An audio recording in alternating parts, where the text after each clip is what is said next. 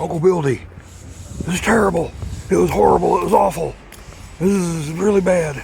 I was just attacked by a gang of drunk midgets. Yeah, look. Let's see.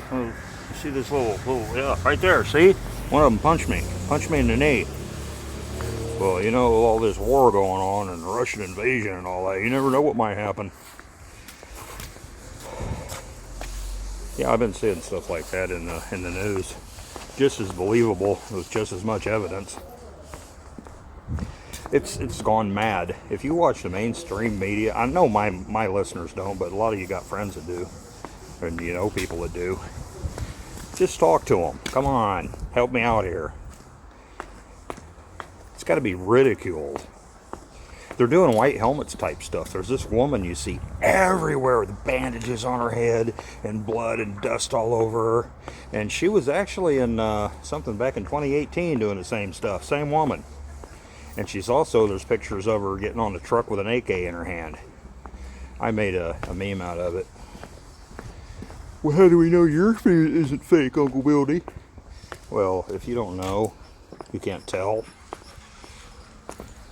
What are the motivations behind this stuff? Who's behind it? Who did it before? They're saying Russians are making fake news.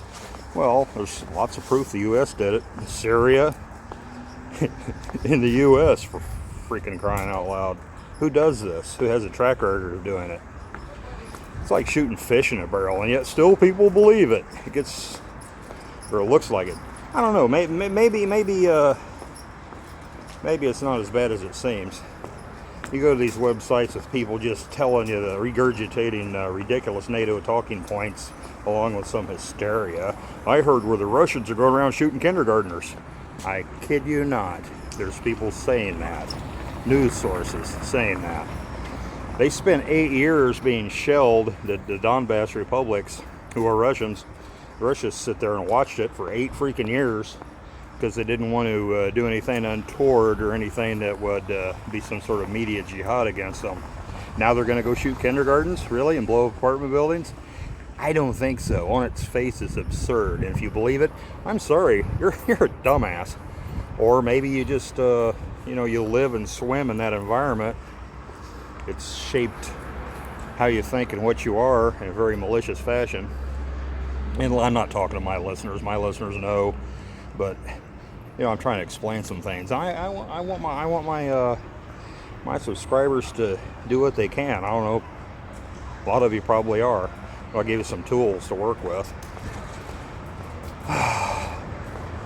Drop me a comment or an email if you're on Facebook, and friend me on Facebook, or at least follow me on Facebook. I put a lot of good memes in. I make memes out of this crap that you're putting out there. These news stories. It's like shooting fish in a barrel. That has its charms, but I don't know. It's kind of low register, low frequency stuff. Boom! Then the scales and guts come floating up, and it's kind of satisfying. I better clear things up. I wasn't really beaten by a gang of drunk midgets. I really wasn't. And my apologies to you little people that would take offense at that. But it is funny. Really, I didn't mean to belittle you, any of you. That's pretty small of me. I do what I can. I had to show off the SWIFT system here recently. Oh my God, it's a Russian invasion. Did you see that, Kamaz? Ha ha. Yeah. Crazy land in the media. I'm gonna get away from this traffic noise. I'll wander around over here. I'm going back to Moscow probably tonight. Another meeting. They're telling you crazy stuff. The meeting, it's just about over.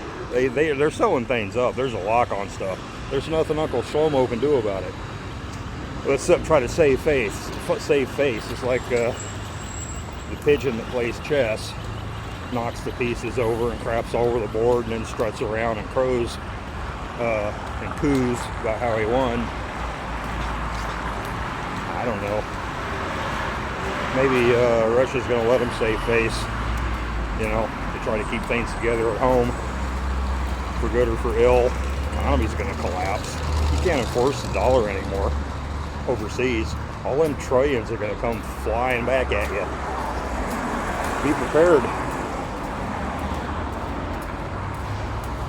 Stock up. Beans and rice. Good stuff. Some canned savories to dump in it. Secure a water source.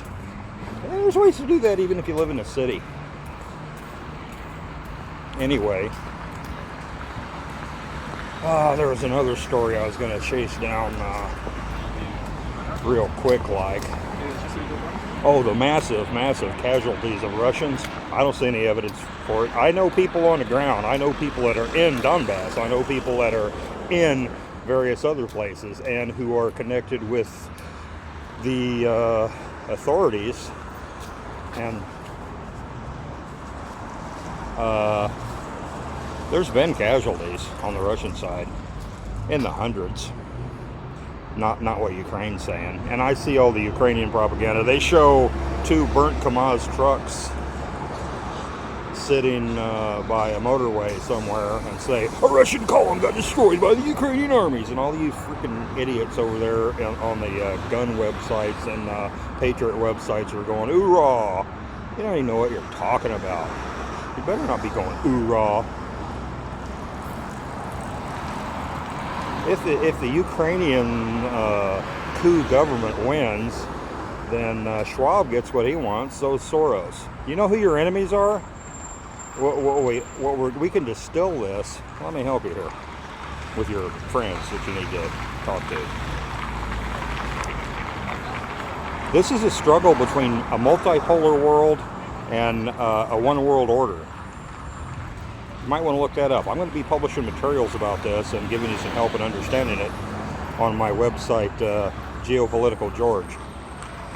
It's going to be about political theory, and you need to understand this. People, I don't want to know about political theory. That's what controls your world, kitten. You really need to understand a little bit about what's going on. This is a struggle between the oligarchic corporations and the financial institutions, globalist financial institutions that want a one world government where everybody standardizes and conforms to what they want and they get to manage the world.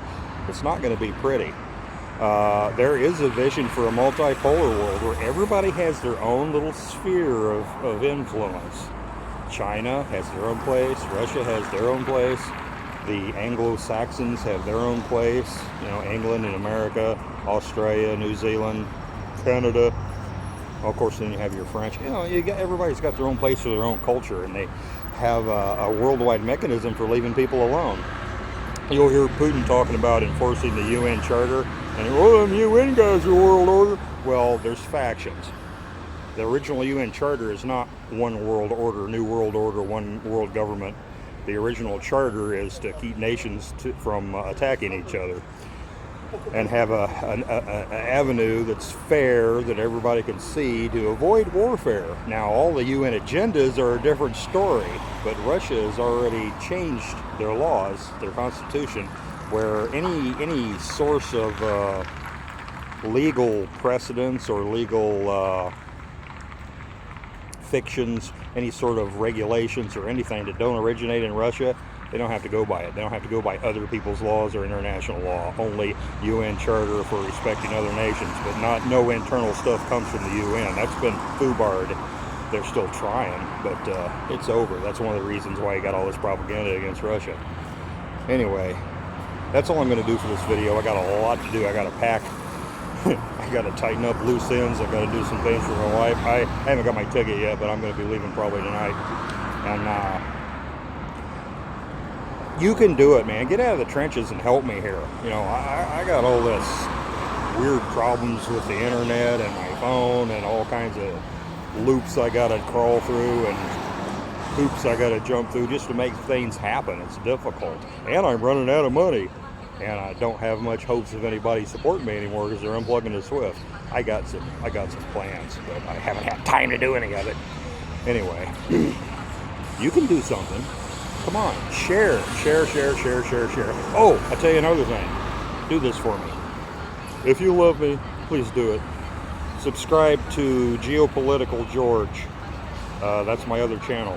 And I'm putting together another channel on top of that called War and Pierce. It's going to be all about the tactics and all the different kinds of warfare. Information warfare, what they do, how to counter it. It'll be specifically like that. But you also need to understand geopolitical ideologies, competing ideologies, so you can figure out who your enemies are, and you need to, share this with your friends. Anyway, subscribe to Geopolitical George. That's my other channel.